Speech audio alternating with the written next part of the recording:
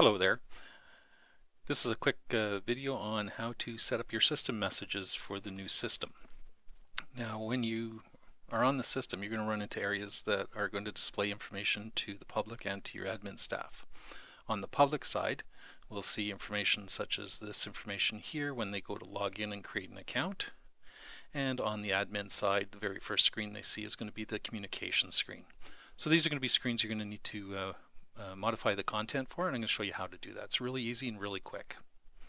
So under System Configuration, you go into System Messages, and then on the System Messages, we're going to have all the different areas that you're going to go in to modify what you see when you're out on the user side. So for example, the first three are on the system homepage for when they log in, and here we see the logo at the top, we see the footer at the bottom, and then we see the login message that can be modified. When they go to buy a permit, it'll be the permit disclaimer and then the permit header. There's a large number of these. You just scroll down and fill them in with the default information that you want to have, basically the terms and conditions that people are agreeing to. After each change that you do for each of these windows, you have to do an update. Once the update's done, then it'll be live on the user side. Now you may have to, you may want to change what is seen from the admin side. So this was system messages, that's the outside for the public user of the system. The home page, that's what the admin sees. So when we were looking at the admin page, we saw information that you would put out for the daily message of the day, for example. Or for example, here's the schedule for your patrol officers. You can put whatever you want on here. It's basically an empty slate, and you just go and put whatever you want in there.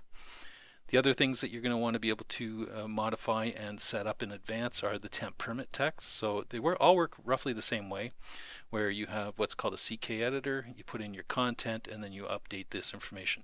This is what's printed on a temp permit, for example. Now, one of the things that you're going to definitely want to make sure that you modify is the notice literature. So the notice literature has three sections: new notice literature, and signature. So the notice signature will attach itself to the bottom of either of these other two emails. So you want to put in, this is from the security department or whatever information you want in there, and contact information in the signature. Here you're going to say this is the new notice literature.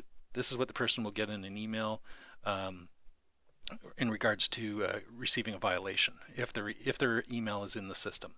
And then this is the past due notice information. So here's where you're going to put your past due information about how to go about paying that. So that's pretty much some of the basic setups that you have.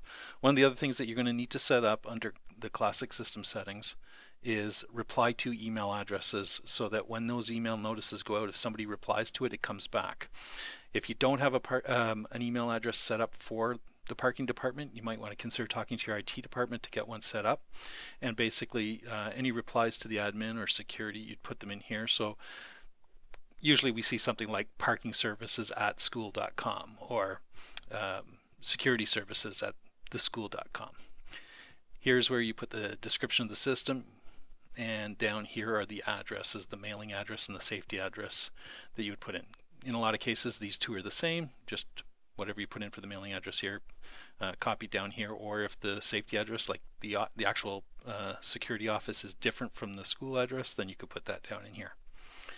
Down at the bottom, for example, the parking map, or if you have lockers, this is where you would put in the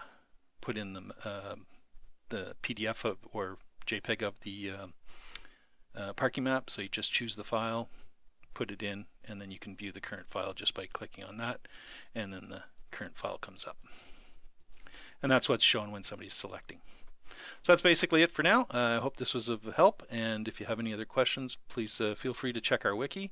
The wiki is available right here at the top, where you just go to the wiki and you're able to get the answers to all the questions that you need for the system.